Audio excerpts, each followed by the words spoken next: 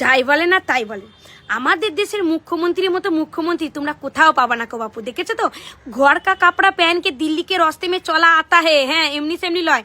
তা বলি দিদি, এক কাপড়ে তুমি দিল্লির রাস্তায় চলে আসতে পারো তোমার ভোট ব্যাংক বাঁচাইতে।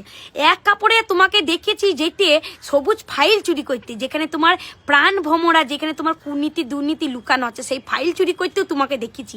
কিন্তু দিদি, সেদিন তুমি এক কাপড়ে কোথায় ছিলা?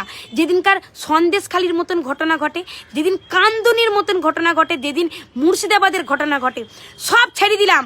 তুমি কোথায় ছিলা যেদিন আরজি করের মতন ঘটনা ঘটে?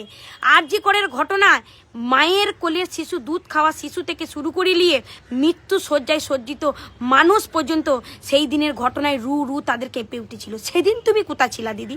যার মা আজও তার বুক কেঁপে কষ্টে দুঃখে তার বুক ফেটে যেছে, তুমি সেদিন কোথায় ছিলা?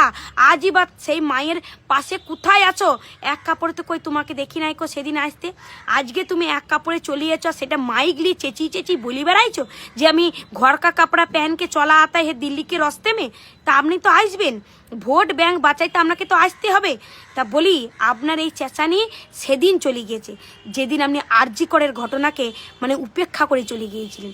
দেশের লোক বিদেশের লোক পর্যন্ত সেই ঘটনা নিয়ে আন্দোলন করেছিল, সকুলে বিচার চেয়েছিল, কিন্তু আপনি সর্বশেষে ঢঙ্গি করে বলেছিলেন আমি আরজি করের বিচার চাই। আপনি আরজি করের বিচার চান? আপনার রাজ্যের ঘটনা আপনি সেইখানে কিছু করতে পারলেন না, এখন দিল্লি চলে গিয়েছেন এক কাপড়ে। সেদিন এক কাপড় আপনার কোথায় ছিল? এর জবাব তো তোমাকে দিতেই হবে।